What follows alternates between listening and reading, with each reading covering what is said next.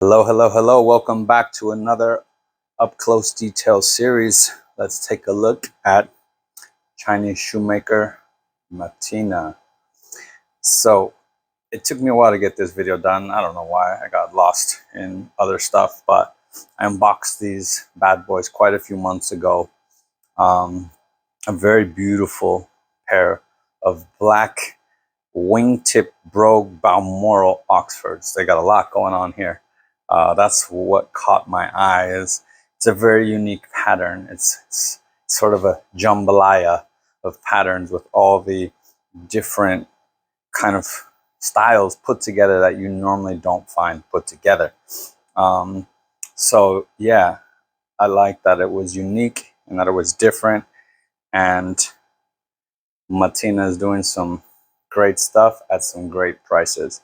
So in case you didn't see that as I'm talking about other things, that's a very cool detail. Well, the Balmoral piece is a single piece, not separated by a seam here, but rather the seam is only on the counter and quarter. And believe it or not, this is all one piece, as this is just stitching. It's a faux separation. This is just stitching on top of the leather, but that's really one single piece. So cool stuff. Mattina, Goodyear welted shoes for around, I'm forgetting, I want to say between $300 or $400. Definitely under 400 from what I recall, which was a phenomenal value at the quality of making that you get here. It's a mix between kind of bench grade and hand grade. You have a straight waist here. It is kind of narrowed a bit, taken in with a very nice shape here. But then you got fudging on the welt, and you got closed channel soles, which are typical in more kind of hand grade style. So you got a mixing of patterns, a mixing of finishing to just create a really nice solid shoe. The only thing for me, Oxfords, I believe, should have a slightly larger heel. This is kind of for me more of a loafer style heel, but you know, to each his own. That's a preference, not a rule or anything like that. The lining is really nice. Everything is flawless. I do love the last shape. Again, soft chisel, as we see a lot. But this one, I love this look where it's quite straight cut on the side, and you see the kind of outer shape. The outer part is where the shape happens. So not all lasts are like this. It's a very asymmetrical last where if you split it down the middle, you don't even get close to the same on left and right. Most lasts are asymmetrical, but a lot of them have kind of an outer